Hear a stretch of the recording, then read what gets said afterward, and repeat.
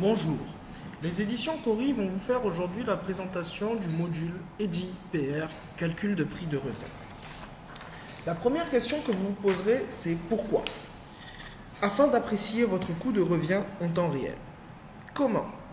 En utilisant tout type de documents de la gestion commerciale de Sage 100, I7 ou 1650, notamment les bons de livraison, les factures d'achat comptabilisées, les documents d'entrée de stock, les mouvements de transfert, etc.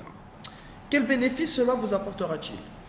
Bien sûr, une meilleure rentabilité de vos activités, la possibilité de choisir différents critères de répartition de charges indirectes, et enfin, une intégration à une date donnée du nouveau prix de revient dans la gestion commerciale de Sage. Il faut prendre en considération que le coût de revient est un élément très important pour la gestion d'une entreprise, qu'elle ait une activité de production ou de négoce. Avant de vous faire la présentation de EDI-PR, nous allons tout d'abord rentrer dans la gestion commerciale de Sage. La base bijou est la base qui sera utilisée pour faire la démonstration. À l'intérieur de la gestion des achats, vous avez une liste de documents et nous allons voir un bon de livraison qui a été saisi dans Sage, donc le FBL 003, qui correspond à 3 articles d'une quantité de 7, 4 et 10. Nous allons voir aussi les factures, la FFA 007 qui est aussi à 3 articles. Pour faire le test, nous avons aussi pris un document de stock, un mouvement d'entrée, qui est le ME 00002. À l'intérieur de l'interface de Sage, vous avez la partie programme externe sur lequel vous pouvez voir l'ensemble des modules des éditions Cori. Nous allons ouvrir EDI-PR. Voici l'interface répartition de charges. Vous avez une zone qui est le numéro des documents. Cette zone va servir à faire appel aux différents documents de la gestion commerciale de Sage afin qu'ils s'affichent directement dans l'interface EDI-PR. Vous avez la date, le montant à répartir, la base de répartition.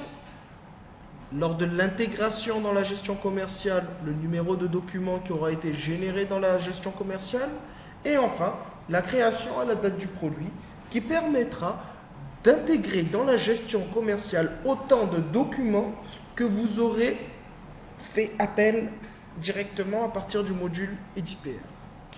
Numéro de document, nous allons tout d'abord commencer par faire appel au numéro de facture FFA 00007. Lorsque vous cliquez sur le bouton plus, vous voyez que les 3 articles qui appartiennent à la facture FFA 007 directement dans la gestion commerciale apparaissent dans notre module. Nous allons maintenant appeler le bon de livraison FBL 0003. Faites plus, les documents apparaissent aussi. Nous allons appeler le mouvement d'entrée, donc le ME 00002, et vous faites plus. Et donc là, vous voyez que l'ensemble des documents qui ont été récupérés de la gestion commerciale de Sage apparaissent dans notre interface.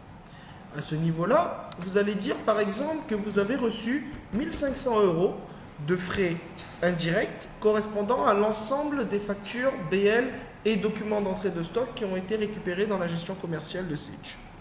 À ce niveau-là, vous avez le total hors taxe qui est de 9 958 €. Les charges, 1500 €.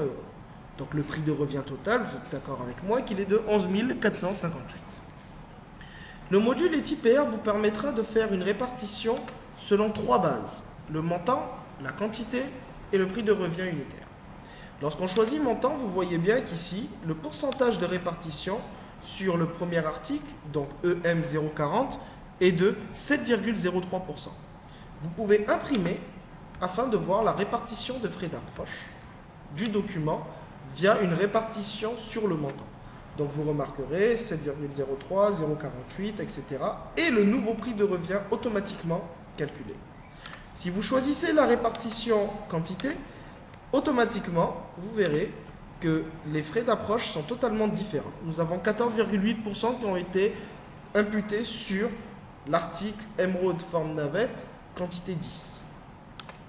Si vous choisissez le prix de revient, c'est la même chose, vous avez un autre frais, pourcentage de répartition qui va être fait sur ce même article. En fonction de la base de répartition choisie, vous avez la possibilité, bien sûr, d'exporter sur Excel l'information. Donc il vous suffira de cliquer sur Générer fichier Excel, de marquer le nom du fichier que vous voulez exporter et vous appuyez Enter. Vous validez. Excel généré, vous affichez le bureau et là vous voyez un fichier Excel qui aura comme colonne, pièce, article, désignation, quantité, prix unitaire, montant, pourcentage, exact, valeur, etc., etc. Cela permettra à un DAF, un financier, de pouvoir faire des calculs particuliers sur Excel directement via le module EDIPR. Pour continuer la présentation, nous allons faire un envoi direct à la gestion commerciale de ces frais, de cette répartition des charges. À ce niveau-là, vous avez un mot de passe administrateur à saisir selon la base de données que vous cherchez à administrer. Pour la base bijoux, il n'y a pas de mot de passe, donc je ne saisis pas de mot de passe. Deux clés d'envoi à la gestion commerciale existent. Soit vous cliquez sur création à la date du produit. Ce qui va dire que par exemple, j'ai généré 3 types de documents. Une facture, un BL et un mouvement d'entrée. Ces 3 documents ont été faits à des dates propres à elles. Donc, là, si je coche sur création à la date du produit, lorsque je vais générer le document en gestion commerciale, il va me créer exactement autant de dépréciation de stock que de documents qui ont été générés à partir de mon module. Ce qui veut dire que là, je vais avoir 3 dépréciations aux 3 dates de documents directement. Je clique sur générer le document, je valide. Vous allez avoir une connexion qui va se faire directement avec la gestion commerciale de CH100 et nous allons voir ce qui va se passer tout de suite en gestion commerciale. Voilà, donc le transfert des coûts à la gestion commerciale est terminé, je valide. Je vais en gestion commerciale, j'ouvre la gestion des stocks, liste des documents, dépréciation de stock, et vous verrez qu'il y a exactement 1, 2, 3 documents qui ont été générés. J'ouvre le premier document qui correspond au DS0012 du 28, aux 3 articles qui sont là, qui ont été faits à la date du 28/08/2013. Si j'ouvre celui-là, c'est les 3 autres documents.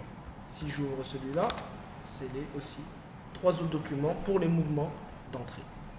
Si jamais je décoche et que je mets envoyer le document à la date du 12 juillet, il va me gérer une seule dépréciation de stock qui aura l'ensemble des articles directement ici.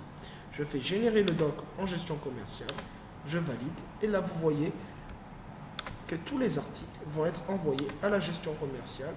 Donc je sors d'ici, j'ouvre, dépréciation de stock, j'ai marqué le 12 juillet, donc c'est le DS0015, et voici l'ensemble des articles qui aura été envoyé via une dépréciation de stock négative de moins 1500 € qui correspond à la répartition de charges que j'avais insérée ici. Le module EDIPR prend fin, donc la présentation vient d'être terminée. Pour plus d'informations, n'hésitez pas à nous contacter.